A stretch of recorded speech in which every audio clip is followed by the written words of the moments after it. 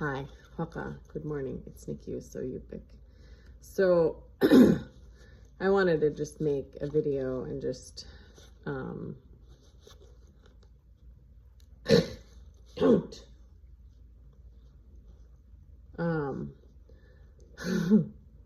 I wanted to make a video to just hop on here and just to thank everybody for holding space and for being so kind about my video about grief and eating. One thing I wanted to share was that I've gotten really good about being intentional with my grief. And so really just trying to just be really really intentional about my grief and giving it space and energy.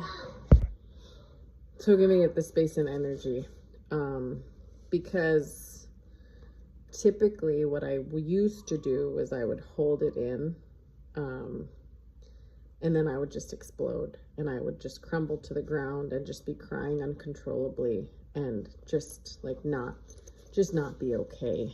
And so I've gotten really good about being intentional and listening to my body, and when my body's telling me that hey, you're struggling, I kind of stop and pause. And the one way that my body kind of tells me, the one way that I really recognize when I am really struggling and I am really hurting, or when I'm in a tough place, my stomach, my gut, my stomach will tell me when I'm not okay. And when I can't eat, or food doesn't sound good, or anything like that, I know that that's my body's way of saying, hey, we're having a really hard time right now. And I really try to focus in on those moments and pay really close attention to what I'm feeling. And so usually I can get out to the steam bath and just kind of release just whatever I'm feeling, and just kind of sit there and be with my thoughts and my feelings, because it's my safe space. When I can't get to my steam bath, or when I can't sit to sew, because sewing is another one of my healthy creative outlets, I kind of feel like I'm in a standstill. And so I at least will focus on drinking water and taking my supplements. But I've gotten really good at grieving, which is really funny, not funny, but funny to say, right? Because how do you get good at it? But not that I'm not good at it, but I listen to my body and I have healthy coping mechanisms.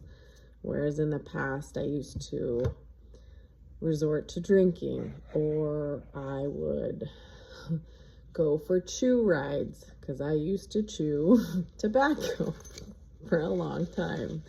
And so that was my way of releasing, and sort of just drowning out my pain that way, which was obviously not healthy. And so I've gotten really good about recognizing when I'm in pain, when I'm hurting, when I'm struggling, and to give space for it.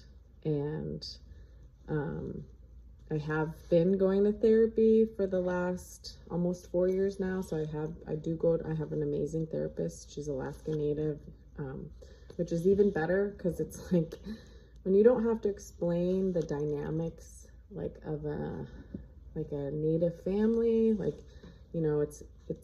it's really nice where I could just sit there and I don't have to explain what our family systems look like.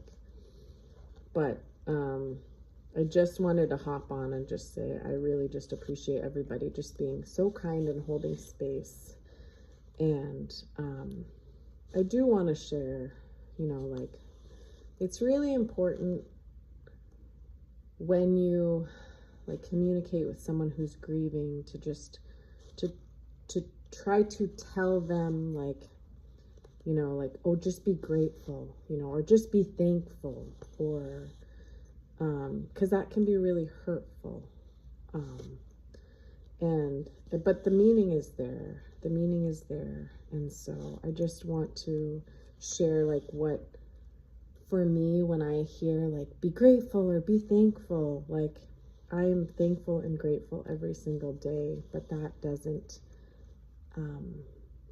change the grief that's there. Because, you know, the grief with my brother is so deep. And like I said, the grief with my mom is so different.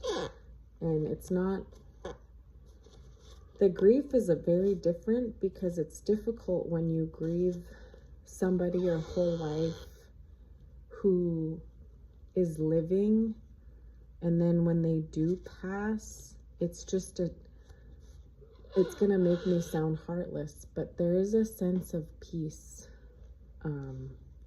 because I'm no longer worried about her. I'm no longer wondering if she's alive. I'm no longer wondering if she's safe. And I'm no longer wondering if she's okay. Because that feeling, when you've experienced that feeling, you know what I'm talking about. You know what that means when you are grieving the loss of somebody who is living. You know the feeling, and there's no way to describe it. And so I just want to share, like, those are, you know, these are my feelings, these are my thoughts, these are my, you know, this has been my life. It's been my whole life where we've had a really fractured, my mom and I had a fractured relationship for as long as I can remember. And lots of really unkind moments there where, you know, the way that I was being treated was the way that no child should, or person should have ever been treated. And I can look back and I recognize that I have sympathy and empathy, but also, like, I don't excuse the behavior, and I don't ever make excuses, because, you know, hurt people, they do hurt people. And, you know, I had wished her nothing but the best, and had wanted her a part of our lives for a really long time. But, you know, addiction is really difficult. But anyways, I wanted to share that. This is a really long video.